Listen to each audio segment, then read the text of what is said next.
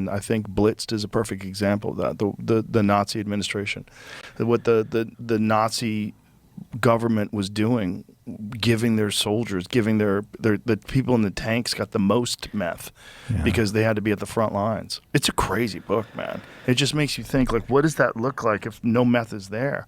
Does this all get worked out way in advance? Does this never happen? Does the Holocaust never take place? Like, what would have been like with no meth?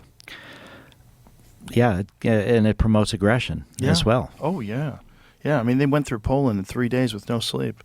Yeah. Just killing everybody. And then these French soldiers are all drinking. They were given like a liter of wine every day. Wow. And so they're drunk and silly, and then the methed up Nazis show up and like, what the fuck? Well, and you talked about the berserkers. Yeah. I mean, yeah. But that's the crazy thing is the berserkers were taking mushrooms, right? Do we think they Amanita. were taking Amanita? Yeah. And the difference between, well, did they also take psilocybin sometimes? Probably. I'm not sure. Yeah, I think that was a part of the Nazi lore, the Viking lore as well. The Viking lore did Vikings find that out? Would they just take, because Amanita's a weird one, right? I remember McKenna saying something about that he believes that it differed not just seasonally, but he thinks the effects differed genetically and geographically. And they were different in different places. Sort of like, like, a bad example, but all I have, like, if you grow certain tobaccos in Cuba, they make the best cigars because the soil is like so rich. And you get a cigar from, it's grown somewhere in America, it's not going to taste like a cigar that's grown in Cuba because there's something going on with the difference. And I would imagine there's probably something about the nutrients in certain soil that would lead to the Amanita developing these properties in some places and not in others. Yeah, Amanita muscaria. No definitive evidence of specific mushrooms Vikings regularly consumed, though some scholars propose they may have used mushrooms for hallucinogenic purposes.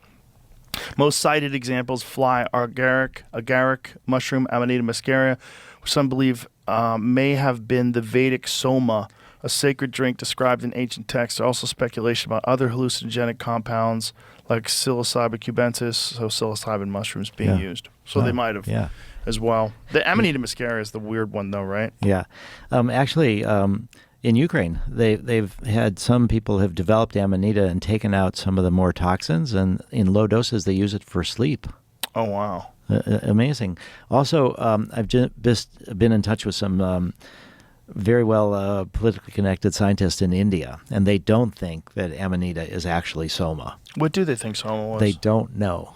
But why do they not think it was Amanita then? Because of the experiences that they've been able to sort of track the way they describe it and the way people have described it before. Well, there's probably a bunch of undiscovered psychedelics, right? Like from the past, at least? It very well could be. Well, we don't even actually know what was in the Kikion from the Eleusis. We think that it might have something to do with ergot and LSD-like things. This article about it, actually from Netflix, about the show Vikings, talks about how the Amanita might have not actually made them berserkers, and it was something else doing it.